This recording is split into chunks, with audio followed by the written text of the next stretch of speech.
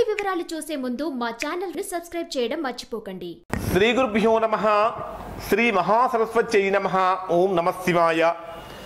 Narayana Sastry astrology official channel వీక్షిస్తున్నటువంటి ప్రేక్షక మహాశీలకు స్వాగతం, సుస్వాగతం.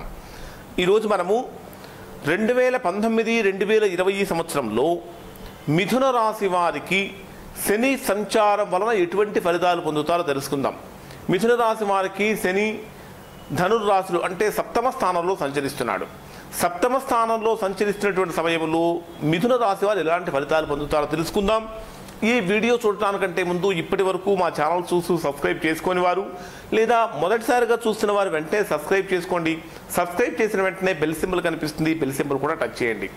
Narayana Sastry astrology channel subscribe చేసుకోండి.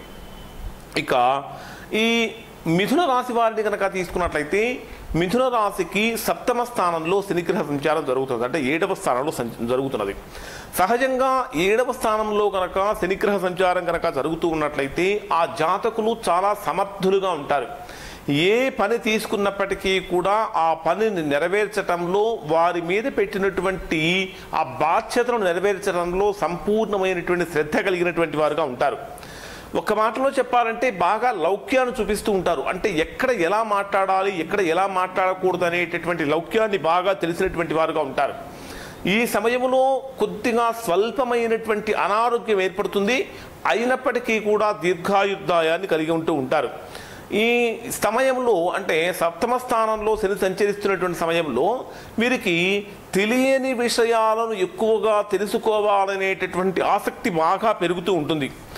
ఇంకా ఈ సమయంలో వీరు ఇతరులకు కనుక సహాయం చేస్తూ ఉన్నట్లయితే మీరు చేసేటటువంటి సహాయానికి 10 రెట్లు, 100 రెట్లు, 1000 రెట్లు ఎక్కువగా లాభాన్ని పొందుతూ ఉంటారు. అంటే మీరు ఇతరులకు కనుక సహాయం చేస్తూ ఉన్నట్లయితే మీరు చేసే సహాయానికి అనేక రెట్ల ఎక్కువ లాభాన్ని భగవంతుడు మీకు ఇస్తూ ఉంటాడు. అంటే మీరు చేసినటువంటి సహాయం అనేక రకాలుగా వృద్ధి చెందుతూ ఉంటుంది.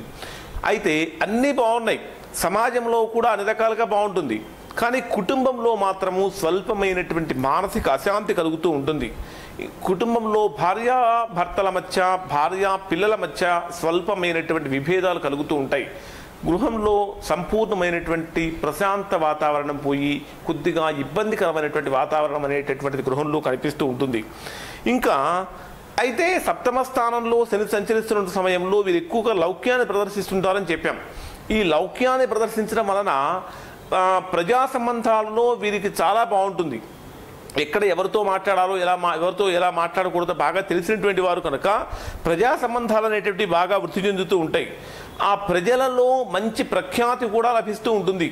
మీరు చేసేటటువంటి పనులకు ప్రజల యొక్క సహకారం కూడా లభిస్తూ ఉంటుంది. ఈ సమయంలో ఎక్కువగా వీరికి ఏదైనా పుస్తకాలు రాయాలని కానీ, ఏదైనా చదవాలని కానీ, నేర్చుకోవాలని కానీ అనేటటువంటి తపన ఎక్కువగా పెరుగుతూ ఉంటుంది. ఈ సమయంలో చేసేటటువంటి వివాహ ప్రయత్నాలు కనుక ఏమైతే ఉంటాయో వివాహ ప్రయత్నాలు కూడా పూర్తిగా ఫలించడానికి ఎక్కువగా అవకాశం ఉంటూ ఉంటుంది. అయితే ఇక వివాహాది శుభకార్య ప్రయత్నాలు చేసేటప్పుడు జాతకపరంగా ఉన్నటువంటి చిన్న చిన్న దోషాలకు పరిహారం చేయించుకుని కనుక చేసినట్టయితే తద్వారా మంచి ఫలితాన్ని పొందుతూ ఉంటారు. ఎప్పటికప్పుడు వీరు ఆరోగ్యాన్ని మాత్రము జాగ్రత్తగా కాపాడుకుంటూ ఉండాలి, ఆరోగ్యాన్ని రక్షించుకుంటూ ఉండాలి. ఇంకా కుటుంబ సంబంధమైనటువంటి విషయాలలో ఆర్థికంగా కొద్దిగా ఇబ్బందికరమైన పరిస్థితులు ఉంటూ ఉంటాయి. అయినప్పటికీ ఎప్పటికప్పుడే వాటిని ఆర్థిక పరిస్థితులు మొత్తాన్ని కూడా అధిగమించుకుంటూ ముందుకు వెళ్ళిపోతూ ఉంటారు.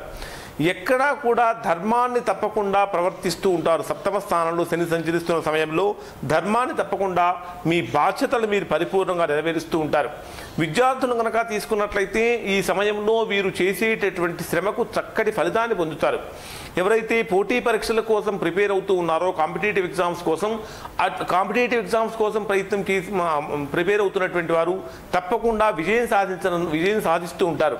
అంటే పోటీ పరీక్షల్లో మంచిగా విజయాన్ని సాధిస్తారు, తప్పకుండా ఉద్యోగాన్ని పొందుతూ ఉంటారు.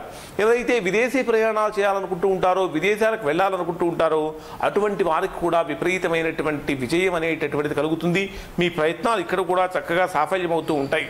అయితే కొన్ని ప్రతికూలమైనటువంటి ఫలితాలు ఈ మిథున రాశి వారికి ఉన్నాయి కనుక ఈ మిథున రాశి వారికి ఉన్నటువంటి ప్రతికూలమైన ఫలితాలు కనుక పోవాలంటే బుధవారం రోజున శివాలయంలో శివుడికి చక్కగా చెరుకు రసంతో మరియు దానిమ్మ పండ్ల రసంతో కనుక శివుడికి అభిషేకం చేయించినట్లయితే తద్వారా మీకు విశేషమైనటువంటి యోగం కలుగుతుంది.